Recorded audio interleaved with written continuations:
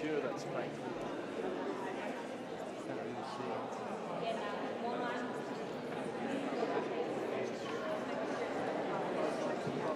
Yeah, from what I remember anyway.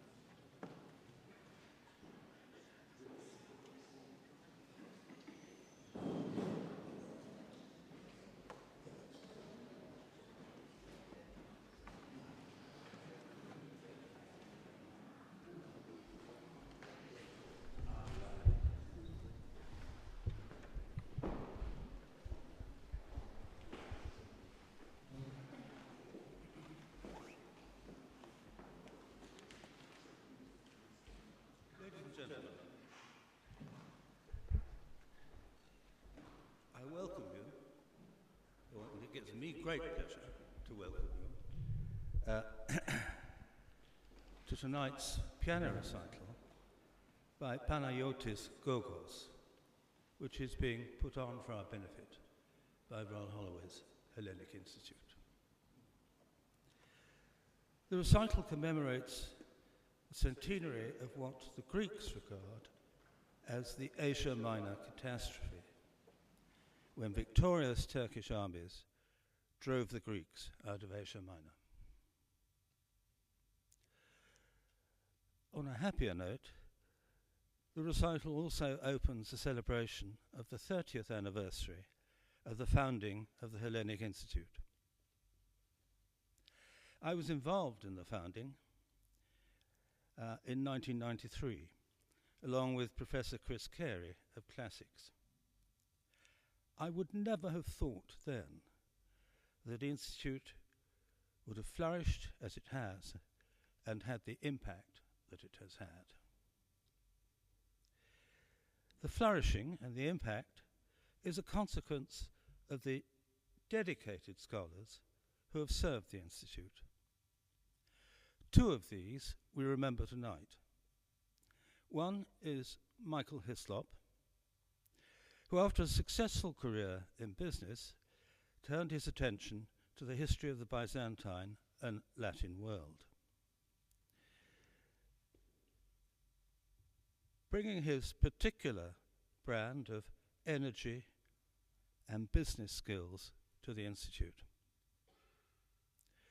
The second person who we remember is the late Julian Chrysostomides, a proud Phanariot from Istanbul. She was the first director of the Institute who brought to it both her high standards of scholarship and her high standards of conduct in academic life. Two people send their apologies for not being with us tonight. The first is Dr. Paris Chronakis, the Institute's lecturer in modern Greek history. But he's not wasting his time, I can assure you. He is currently attending a conference in Canada devoted to Greek diaspora studies.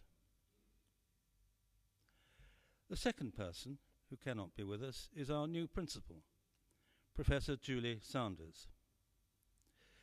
She sends her good wishes for the occasion, and we look forward to entertaining her with us in future. Finally, just a couple of points for you. The concert is being recorded, and I hope none of you have any objection to that. And secondly, as usual, we would be most grateful if you haven't done it already, if you turn off your mobile phones. Thank you very much.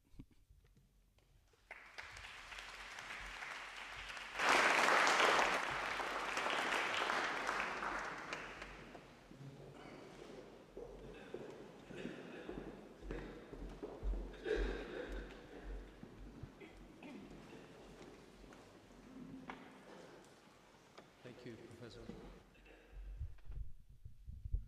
Ladies and gentlemen, dear friends, we are gathered together this evening, guided by the soft, but at the same time immense power of music.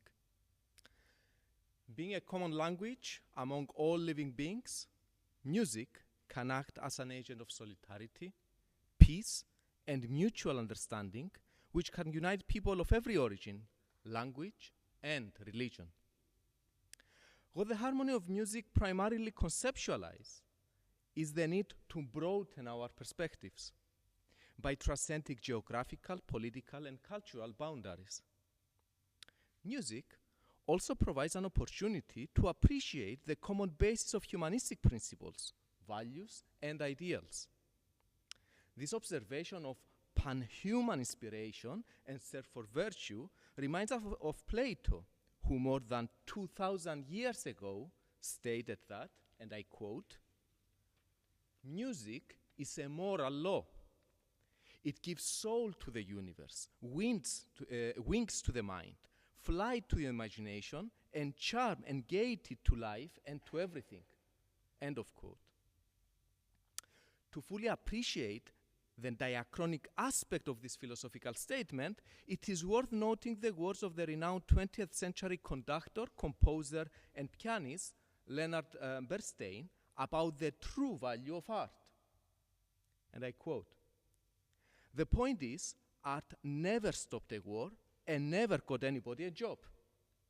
That was never its function. Art cannot change events, but it can change people.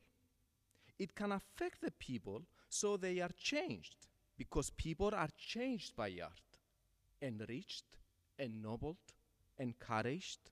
They then act in a way that may affect the course of events, by the way they vote, they behave, the way they think." There is no better place to reflect on these thoughts than the one we are blessed to gather together this evening. This is the picture gallery of Royal Holloway College.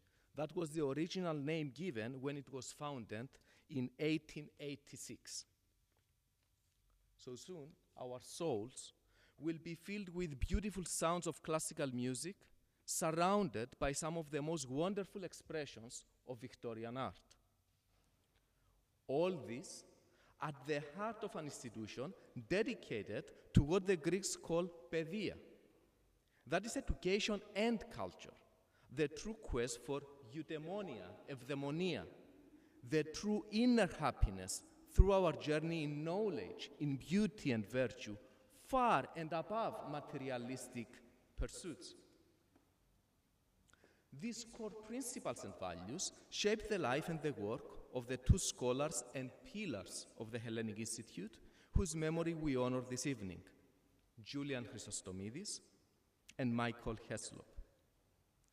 We remind ourselves of their selfless, lifelong dedication to exploring and teaching Hellenic history, literature, and culture. They stand as beacons of light and holders of our moral compass. To the members of their families who are with us this evening, we would like to offer our profound thanks for honoring us with their presence. Ευχαριστούμε. Julia and Michael will always remain in our mnimi, our memory, and as long as the Hellenic Institute exists, their legacy will never be reduced by lethe, by oblivion. Now, apart from the celebration of the 30th anniversary of the Hellenic Institute, our concert this evening also commemorates the centenary of the Asia Minor catastrophe, undoubtedly the darkest moment in contemporary Greek history. On pages 4 and 5 of the program of our event, you will find a historical sketch of the tragic events that resulted to the exchange of the Greek and Turkish populations in 1922. Now today, a century later, Μικρασιατική Catastrophe is still vivid among both peoples. It's a painful open trauma which has been shaping our collective memory.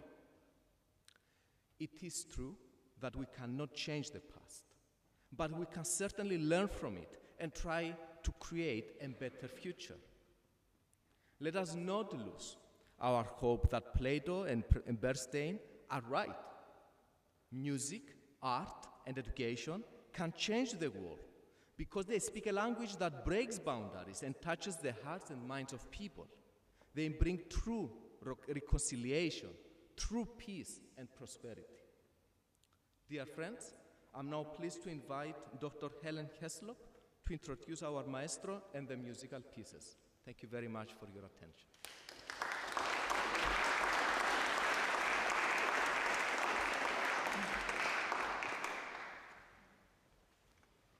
Our artist tonight will be familiar to many of you, as Maestro Gogos performed in these rooms only a year ago in a similar program also featuring Beethoven. He has performed many times in London, including at Cadogan Hall and the Hellenic Center. He is an ambassador of the music of Chopin, a title conferred by the Polish Ministry of Culture. He was a true friend of my late husband, Michael.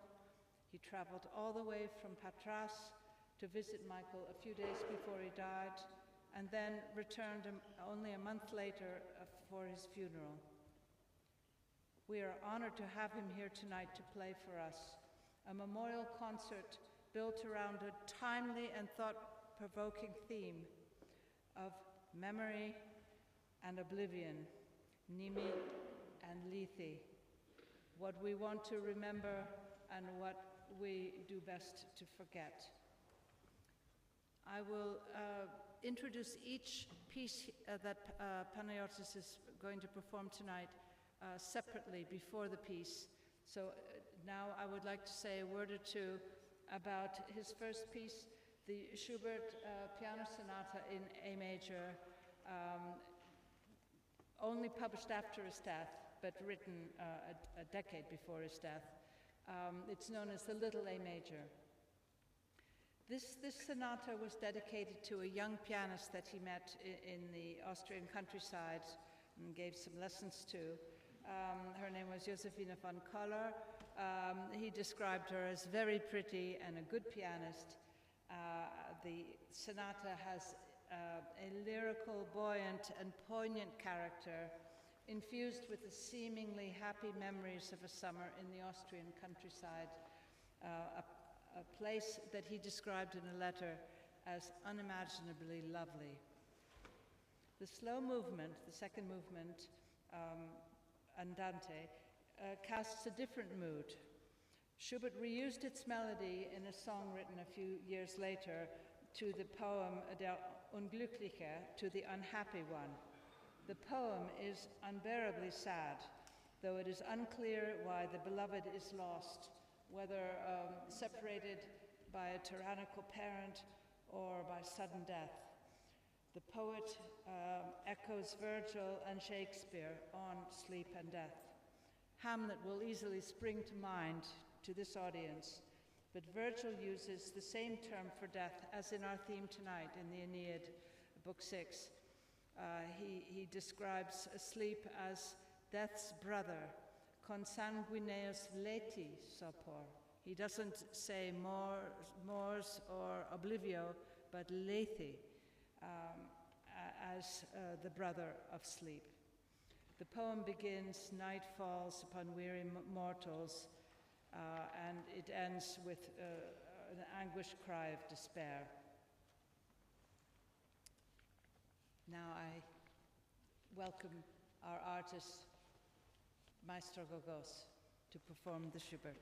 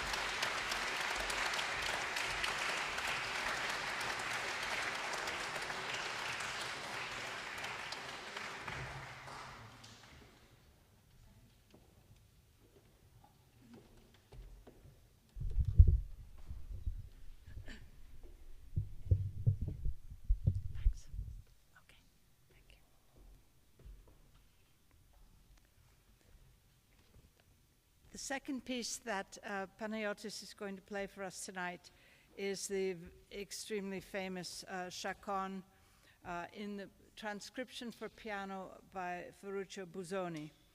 Busoni worked on the transcription for almost, 20 years before he published it. The Shakan was originally the final movement of the violin partita in the anguished key of D minor, the second partita, and it has been long been taken as a harrowing evocation of grief. The whole partita was composed between 1717 and 1720. Some critics believe that Bach wrote the last movement, the Shakan, which is a dance tune, in memory of his first wife, Maria Barbara, and mother of his first 7 children. He had returned from a trip with his boss at Köthen, only to find out that his wife had died and been buried in his absence. He returned home to find her in her grave.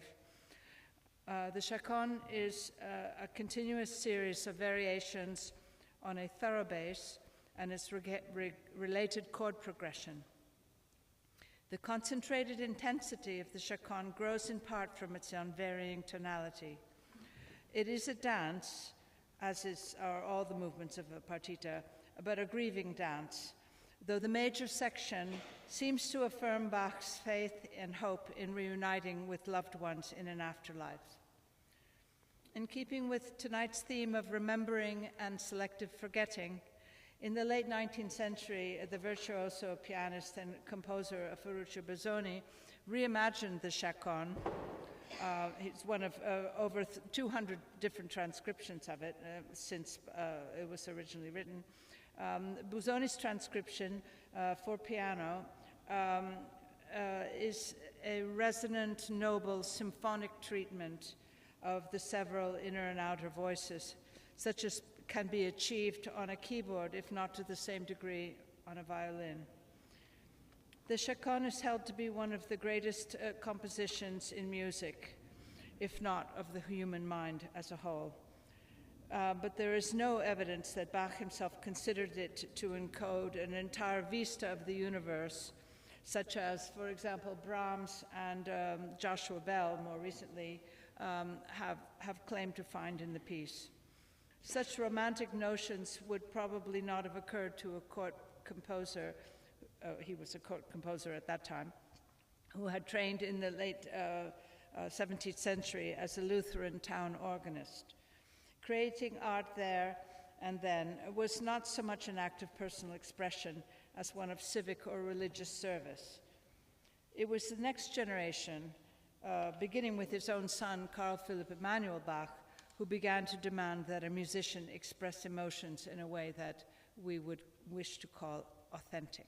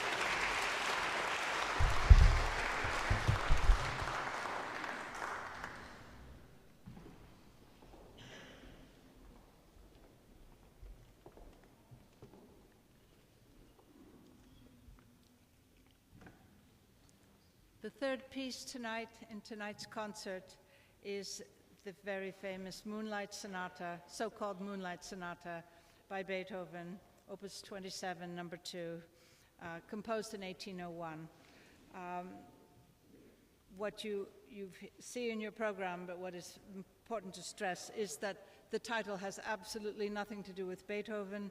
It was coined by a critic, admirer of Beethoven, Hislop, over 30 years after the composition of the piece, after Beethoven's death. So Beethoven himself never had any idea that it would end up being called the Moonlight Sonata. It was dedicated in 1802 to his pupil and someone he was a bit in love with, Countess Giulietta Guicciardi. She's the dedicatee. Many of you who have played the piano may have studied the first movement, which is mysterious. Each listener will hear something different in it. Is it a reverie? Does it have anything to do with moonlight on a lake? Is it a dirge, a tragic struggle with the forces of darkness? Interpretations of the first movement especially, and tempi vary very widely. The sonata's composition predates by a year the composer's Heiligenstadt testament when he writes to his brothers. He didn't actually mail this letter during his lifetime. It was found in his papers after his death, where he confesses his anguish at his growing deafness, which had been, he first noticed in around 1798. But according to his pupil Czerny, he didn't actually completely lose his hearing till around 1812. So he can still, even though he's considering suicide because of his growing deafness, he is not deaf yet. So the Moonlight Sonata, so-called Moonlight Sonata, belongs to the first period of his mature oeuvre. As his return from Heiligenstadt, he spent 6 months sort of on a cure there, augured a change in his style, and the second period that follows his time in Heiligenstadt is known as his sort of middle or heroic period. So this just predates that. In his book, Beethoven's Pianoforte Sonatas, the renowned pianist Edwin Fischer, who was a teacher, Panayotis is his grandson because Edwin Fischer was the teacher of his teacher in Paris, Monique Deschaussés.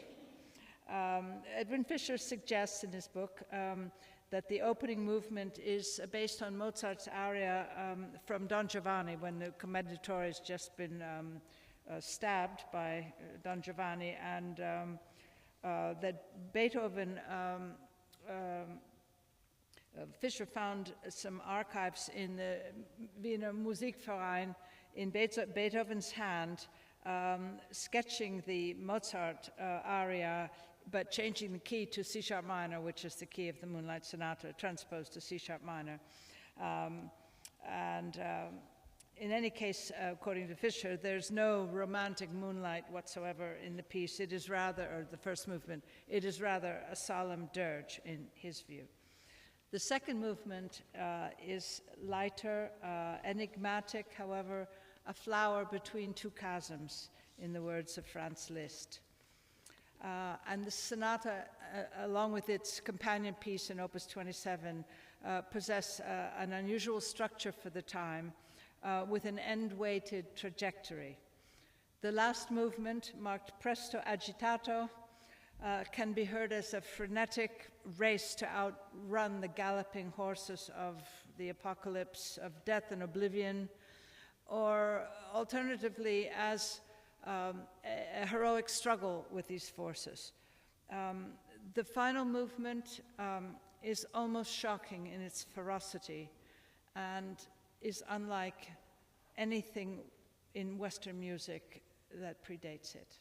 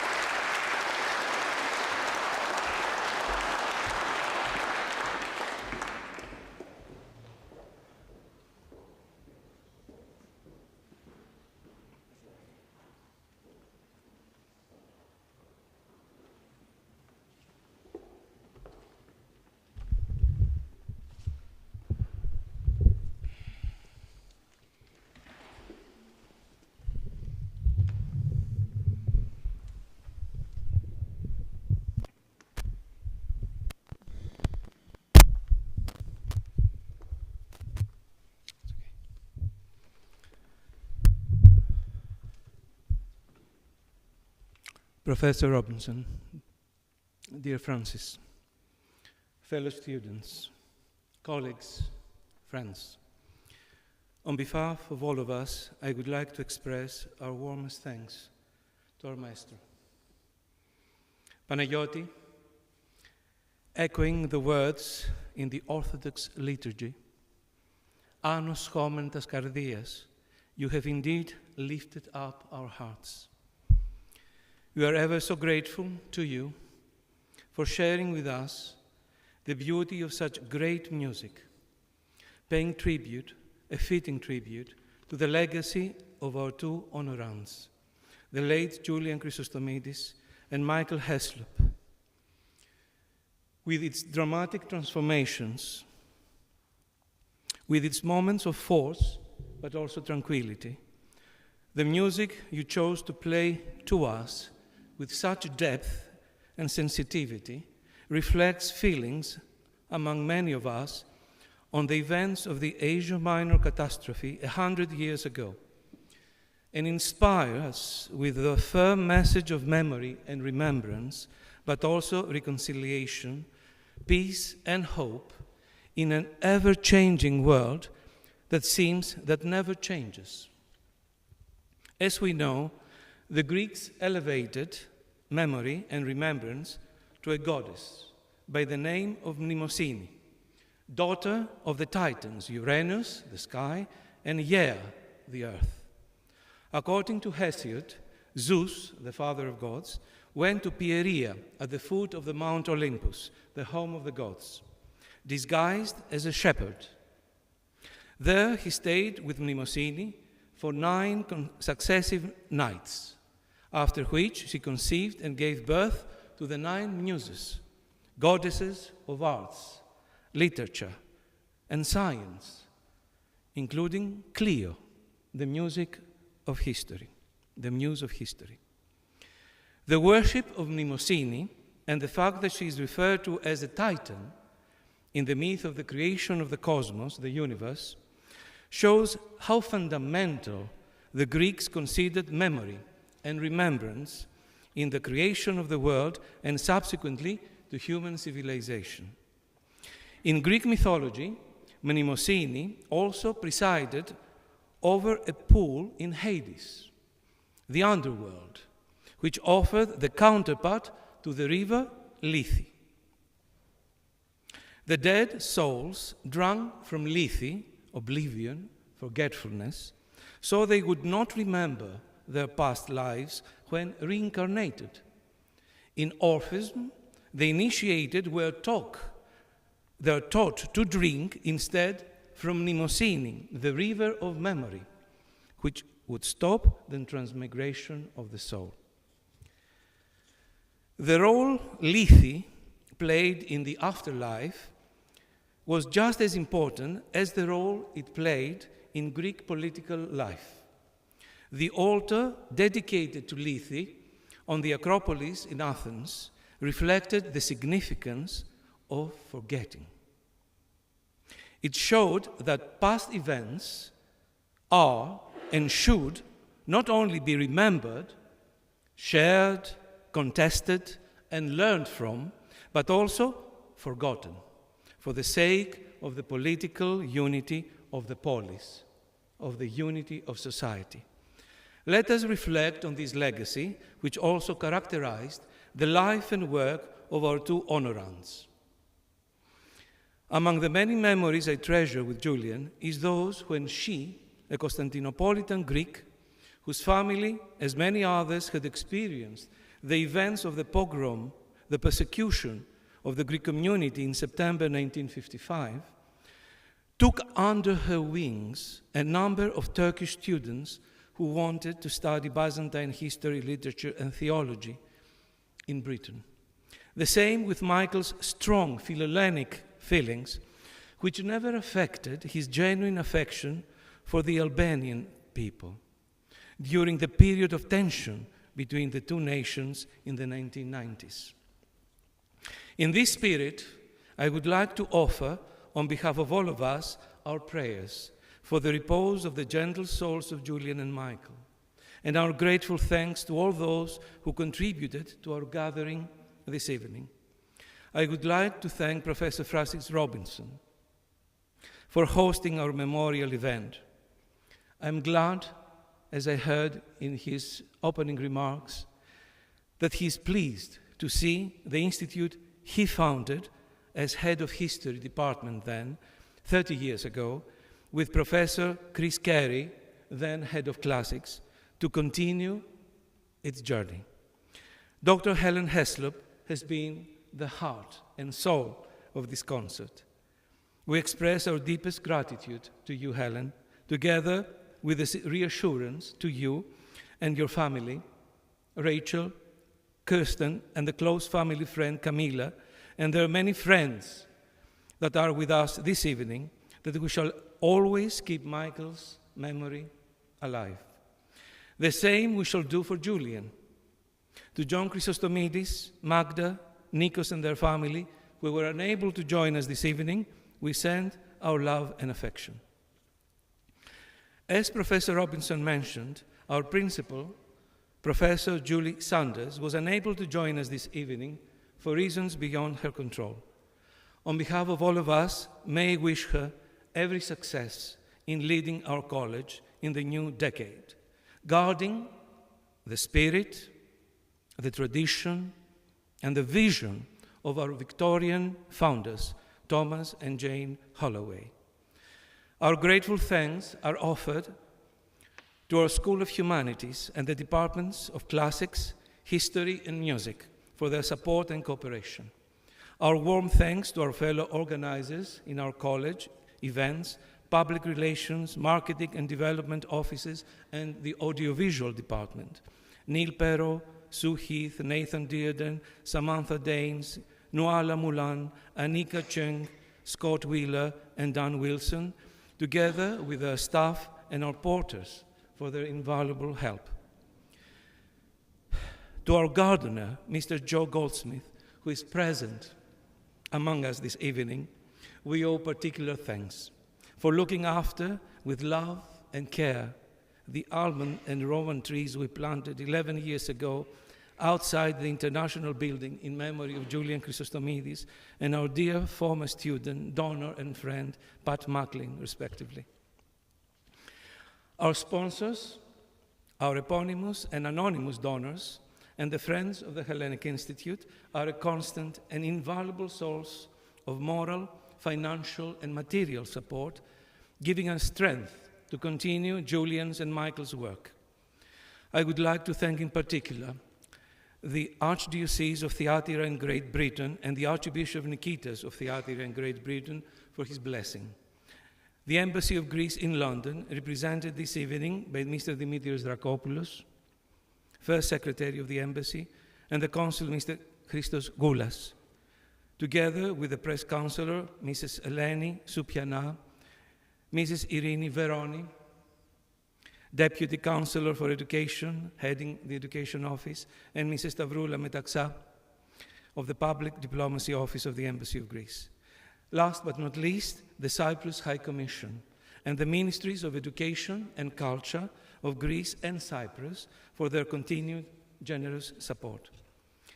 Our generous benefactors, the A.G. Leventis Foundation, in particular the chairman, Mr. Anastasios Pavlos Leventis and Mrs. Edme Leventis, together with Mr. George Lemos and Dr. Natasha Lemos, representing the Hellenic Foundation and the Hellenic Center in London, respectively, have been pillars of support to the Hellenic Institute throughout the decades of its life.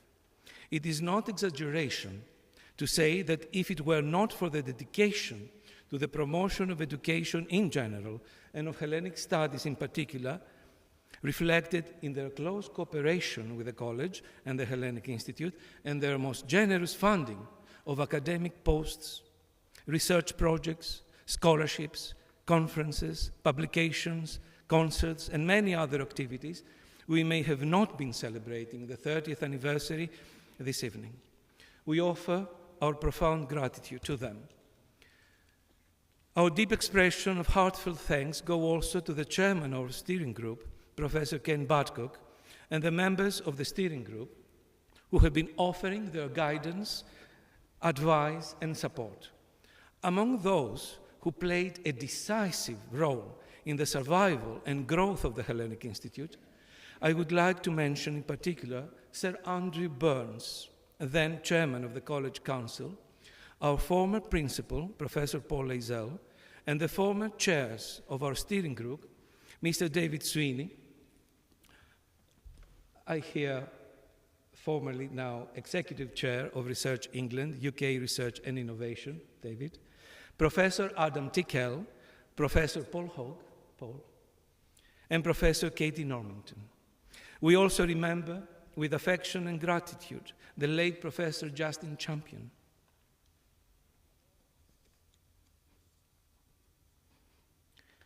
who offered us all his support until his untimely death in June 2020. Professor Richard Clough has been the facilitator for the creation of the lectureship in modern Greek history and the inspiration for the establishment of the Center for Greek Diaspora Studies at our institute. Richard will be pleased to see their consolidation and good progress. Among other friends and colleagues from other institutions who are present this evening, we would like to thank Dr. Fiona Harrer, representing King's College London, and the Society for the Promotion of Byzantine Studies, which Michael served for many years. Also, Dr. Scott McKendrick, head of the Western Heritage Collections in the British Library, who have been supporting a number of our Greek projects over the years. Thank you, Scott. And Mrs. Sue Willits, Senior Library Assistant on the Institute of Classical Studies, for her friendship and for her support over the years. Without the support of the college and our students and staff at the Hellenic Institute and the Center for Greek Diaspora Studies, nothing would have been achieved all these years. To Dr. Paris Papamichos Chronakis, who is now in Canada attending a conference on Greek diaspora along with his doctoral student, George Ariantopoulos, Dr. Achilleas Hadjikyriakou, and Dr. Polymnia Tsagouria, I offer my deepest gratitude for their help and active support in running the Institute. It would be an unforgivable omission if I do not mention the help and support we have been receiving by our doctoral students, George Ariantopoulos and Jack Dooley, in establishing and coordinating our postgraduate informal group, Philia, that is, friendship, which captures an essential aspect of our students' life and experience.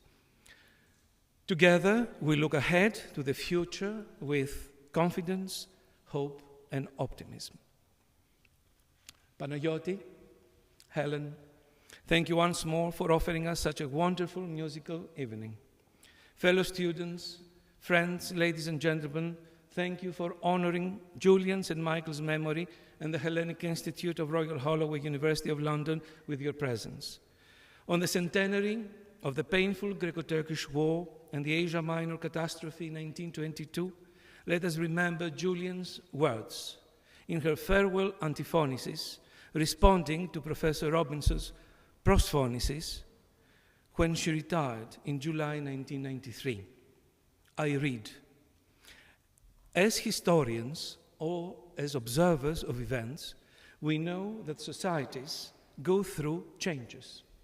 And though one generation may mishandle or destroy, another may restore or create anew." And with these thoughts, I would like to close our memorial event and invite you to a reception. After you take your drinks in the corridor, you may return to the picture gallery to enjoy the paintings in the company of friends. I would very much like to ask you if you could follow around, across these doors and go around the whole of the colonnade so that you meet our colleagues who have prepared for you and will serve you some nice drinks. Σας ευχαριστούμε πολύ. Thank you.